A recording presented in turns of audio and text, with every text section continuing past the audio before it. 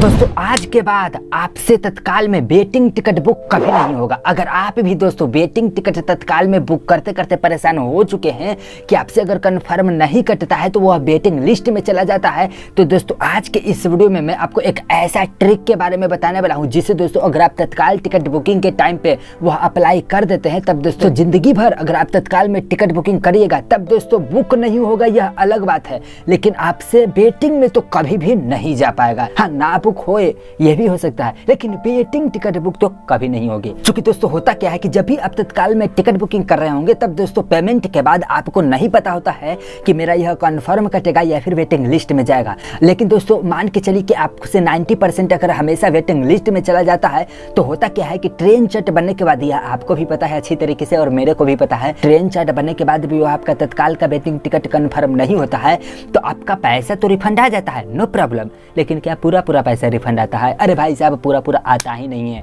कुछ पैसे कट जाता है, कुछ पैसे कट जाता है का मतलब 60 रुपया कट जाता होगा कैंसिलेशन चार्जेस एक पर्सन का, और प्लस 10-11 रुपया कन्वीनियंस फी जो रहता है एक्स्ट्रा वो कट जाता होगा। अगर 2 पैसेंजर का है तो आपसे 130 रुपया 32 रुपया के आसपास कट जाता है, 3 पैसेंजर का है तो इसी तरीके से 180 से 90 रुपया कट जाता है। और आप बार बार परेशान होते होंगे कि साला अगर हम वेटिंग टिकट बुक नहीं करेंगे आपसे, इसके बाद भी वेटिंग हमें क्यों दे देती है Indian railway waiting ticket book नहीं दे देती है।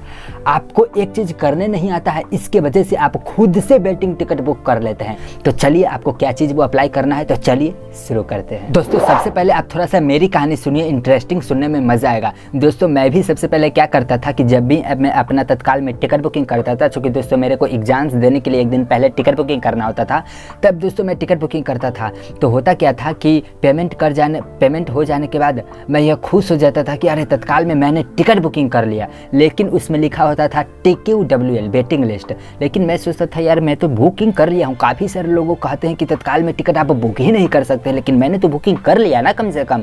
लेकिन पता चला कि वेटिंग टिकट तो आप 6 बजे शाम को भी बुक कर सकते हैं तत्काल में। तो काफ़ी सारे उसके बाद दोस्तों ये बात है तकरीबन 1 साल पहले की बात है, जब दोस्तों हमें भी यह सब बात पता नहीं था तब दोस्तों। उसके बाद दोस्तों काफ़ी सारा रिसर्च करने के बाद दोस्तों मैं यह जान पाया है कि अच्छा यहाँ पर इस तरीके से करना होता है।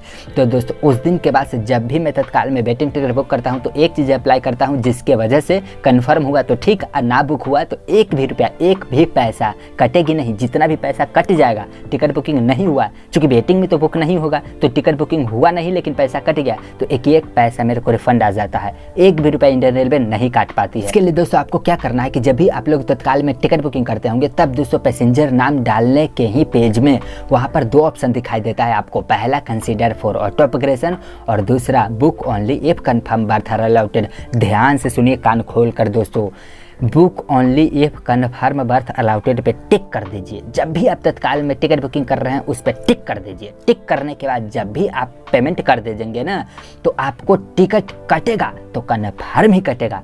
और अगर मान के चलिए कि सीट खत्म हो गया तो अगर सीट खत्म हो गया और आपने पेमेंट कर दिया तो 100% आपका कंफर्म टिकट तो नहीं हो पाएगा। तो जो भाई साहब जब कंफर्म टिकट हो ही नहीं पाएगा तो वेटिंग में चल रहा होगा, वेटिंग में तो चल रहा होगा लेकिन आपका वेटिंग में जाएगा ही नहीं, आपका वेटिंग में कटेगा ही नहीं। लेकिन यहाँ पर दोस्तों एक बातों का और भी खास विशेष ध्यान में रखना है, जब भी आप तत्काल में टिकट बुकिंग कर रहे होंगे और जैसे कि मैंने कहा तत्काल टिकट बुकिंग करने के दौरान book only if confirm birth all पे अप्लाई कीजिएगा। उसके बाद मैंने कहा कि आपका टिकट वेटिंग में तो कभी भी नहीं जाएगा। तो भाई साहब यहाँ पर एक बात को आप ध्यान में जरूर रख लीजिएगा कि पेमेंट कर देने के बाद वहाँ पर कभी कभी एक ऑप्शन आता है इस तरीके से, do you want to process to continue, मतलब कि आपने पेमेंट कर दिया है। अगर ऐसा मैसेज आ गया है तो समझ जाइए कि उसमें सीट अब खाली नहीं है। ये बोल रहा है कि इसके बाद भी आप टिकट बुकिंग करना चाहते हैं, यस या फिर नो। अगर यस कर दीजिएगा तो आपका टिकट वेटिंग में चला जाएगा, नो करिएगा तो आपका टिकट बुकिंग ही नहीं होगा, पैसा कट गया, बुकिंग नहीं हुआ। और जब बुकिंग नहीं हुआ तो एक पैसा इंडियन रेलवे नहीं काटेगी,